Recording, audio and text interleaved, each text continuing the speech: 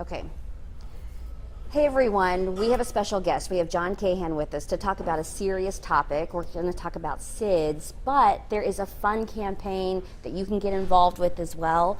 Thank you for being here. Well, thank you. I really appreciate the time. Can you talk about what you're doing? Sure. So the American SIDS Institute and the Aaron Matthews SIDS Research Guild of Seattle Children's Hospital have launched the first ever nationwide campaign with a focus on SIDS research. 100% of the donations of this campaign go to SIDS research at Seattle Children's Hospital with our partners worldwide. What's super exciting and fun about the campaign is you upload your child's first steps, which is that time in your life when you get that amazing smile, so the video of your child's first steps, and then people vote on the videos with the cutest children within it. And it shines a light on this very serious issue, as you said, of sudden infant death syndrome. But in the same hand, we raise 100% of the funds for SIDS research, and there is matching in those funds as well. My wife and I have committed $100,000 of matching funds. Oh my gosh. Seattle Children's has also committed $100,000 in matching funds.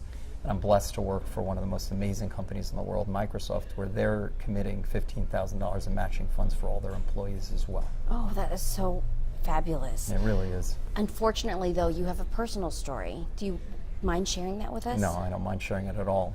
The Aaron Matthews SIDS Research Guild, which my wife Heather and I formed a year ago, is named after our son Aaron. Aaron was born like every other child 15 years ago, October 6th, right here in Overlake Hospital. Things were amazing for about 6 hours, and then tragedy struck. Excuse me. No, sorry. Aaron stopped breathing about 6 hours later, and 2 days later, on October 8th, which was this past Saturday, Aaron passed away. He passed away of SIDS, for your audience so they understand. SIDS is the #1 cause of death of infants 1 month to 1 year old. It is definitely a serious problem in the United States and worldwide. It is the #1 cause of death, not just in the United States, but all developed nations. And basically it just means the doctors don't know why. They ran an autopsy, and here we are 15 years later, and they don't know why. That's the bad news. Wow. The good news is, and I'm really actually more optimistic than I've ever been in my life, is Microsoft, my incredible volunteer data scientists, and Seattle Children's have formed this very unique partnership. And worldwide with researchers, we're attacking the problem head on. And this campaign, 100% of the money goes to the research. There's no staff, there's no overhead, et cetera. And together we're building the first infant genome database with a focus on infant mortality in the United States. Oh my gosh, how can people learn more about what you're doing and also just the campaign in general? Sure. So just all you have to do is go to www.firststepsforsids.org. That's firststepsforsids.org, and you can participate in the campaign. And if you want to learn more at all about our entire research, et cetera, there's a link on that page to www.givetostopsids. That's givetostopsids.org or .com or whatever you wish.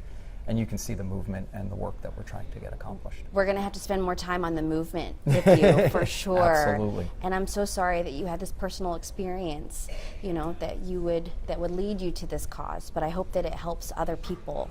And I'm looking forward to the campaign. Yeah, I tell you, the way I look at it is my son died. He was here for two days on this earth. But look at what's happened. I mean, just recently in Seattle, in Microsoft, over 50 researchers of the top medical researchers at SIDS in the world came to Microsoft to work with the most compassionate data scientists in the world. And together they are working together to solve this terrible mystery that doesn't just haunt parents like Heather and I, but it haunts all parents and grandparents in the world. And so we will solve this, and I'm super optimistic that we're headed in the right direction.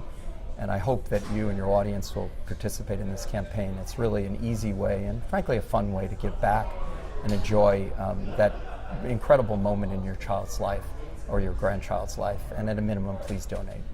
Thank you, John, so much. We really appreciate you being here and also for all the work that you do. Thank you so much. Really a pleasure.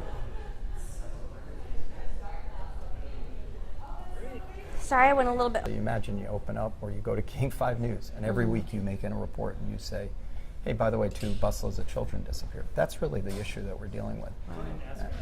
Okay. Does that help? Oh, okay. Okay. Yeah, can you conceptualize what it means, like the rate of children who are impacted by SIDS, who die by SIDS? Sure. So, as I indicated earlier, the United States has one of the worst infant mortalities in the world. In fact, we rank 32 of the top 36 nations in the world, which is astonishing given our wealth and what we have in the United States. 6 of 1,000 children die before their first birthday, and 1 of those 6 dies of unexpected or unexplained causes, of which SIDS is the #1 cause. Just to conceptualize it for your audience, imagine this: Aaron died about 15 years ago. 15 years ago, that means 60,000 children on this planet disappeared, and their parents don't know why, and their grandparents don't know why. So imagine every week you get on the news and you say 2 busloads of children have disappeared this week. That's exactly the situation that we're in right now. So it is a serious issue. The rate of change has not changed since the mid-90s. And so since the mid-90s, we've had the same level of death every single year in the United States. So I don't understand that. How is that possible? It is really quite amazing. And it's because, prior to the mid-90s, we had this great safe sleep campaign called the Back to Sleep, which was the only real research into this space that does reduce risk. It doesn't stop it for children, but it reduces risk. So there was a nice drop before the 90s, but then it flattened out completely. And so there hasn't been any change. And so that's this movement, that's what we're getting into, which is why is that the case and what do we need to do about it? Okay. You're a data guy. Yes, as you can tell. How has Aaron's death changed you? Because I feel like as someone who relies on research and data, and then you have this happen to you where there's no explanation, that has to be deeply troubling and personal and a life mission for you. Yeah, it's the fact is you do what most people do. You hug your kids, you hug your parents. I was incredibly lucky that our CEO, Steve Ballmer at the time, and our CFO, John Connors, literally came to my office and hugged me and said everything's going to be okay. And so what do? Every year you give a little back to Seattle Children's where they were helping us. You give some donations and you go back to your life and you try to move on. 2.5 years ago, I started to raise awareness and money of this issue when I started learning of these problems and how serious they were and that nothing had changed. A miracle happened. The fact is I didn't do it. My data scientist, one of my lead data scientists, Juan Lavista Ferris, saw a picture of my son in my office a couple of years ago, and he was wrapped in that same baby blanket that you see all the time from Overlake Hospital or Swedish, et cetera. And he asked about my son, and I explained to him about SIDS, and he had never heard of it. And he went back and he decided he was going to give back, but not in the way that you and I would give back with money, et cetera. He was going to use his skills. And so he started working with the other data scientists in a volunteer way with Seattle Children's, and we merged these 2 amazing disciplines and opened up all new avenues of research, medical research and data science together.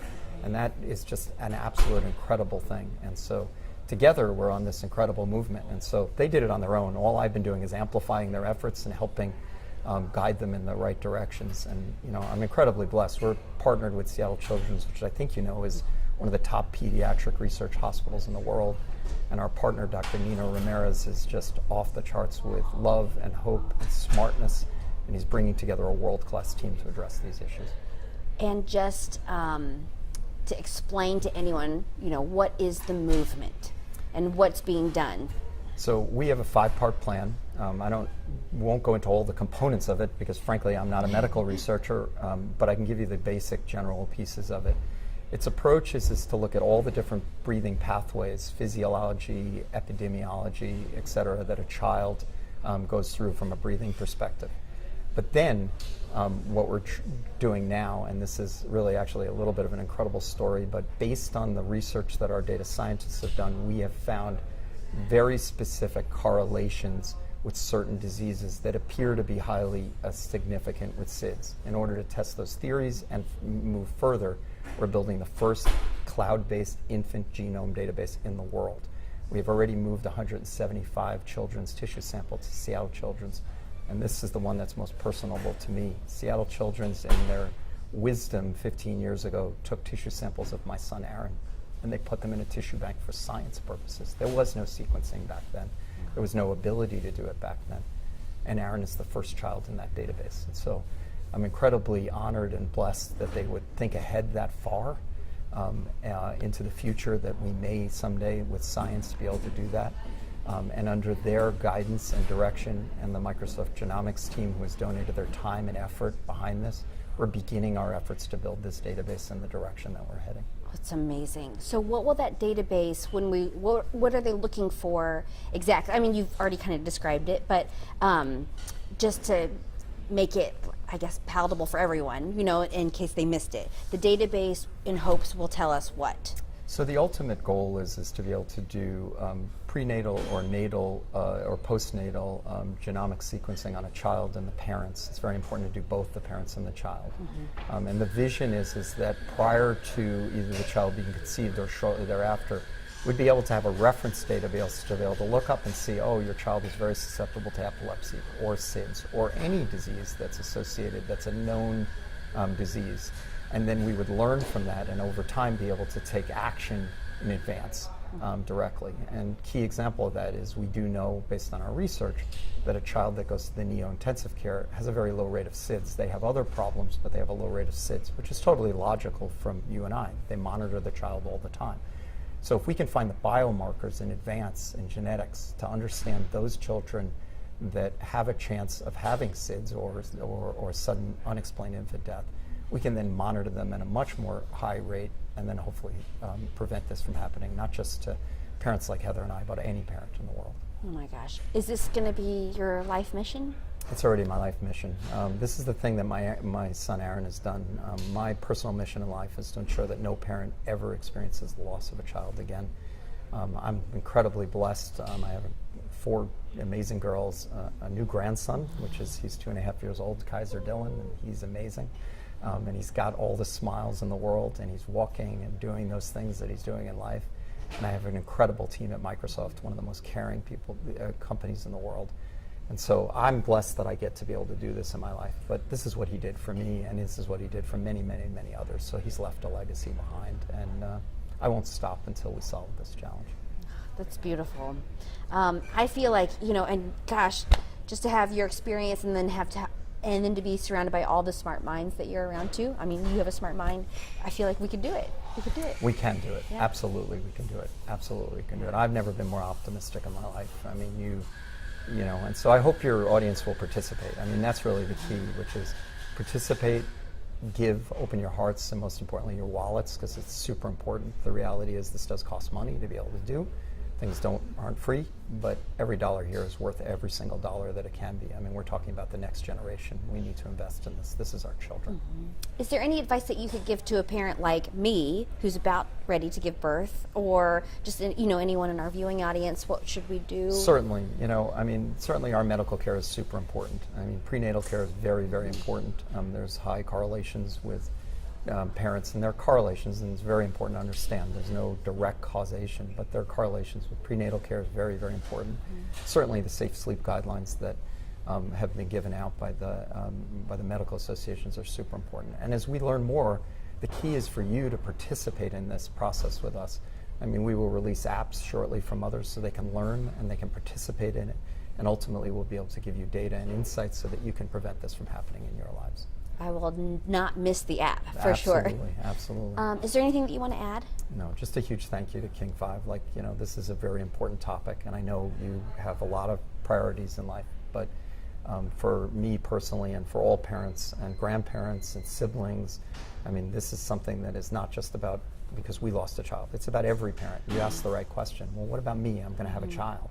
Well, that's absolutely something that you need to keep aware of and you need to be part of, and it's a movement that's not just for parents that lost children, it's really for the next stage. So huge thank you to King 5 and all of your listeners. I please hope to participate. www.firststepsforsids.org. It's a lot of fun, and it's a great opportunity to give back. Thank you so much. Oh my gosh. Can I give you a hug? Yes, I'm going to hug you. Wow. So what I think, Pete, too, I was thinking maybe I could give this to Bill and Amity.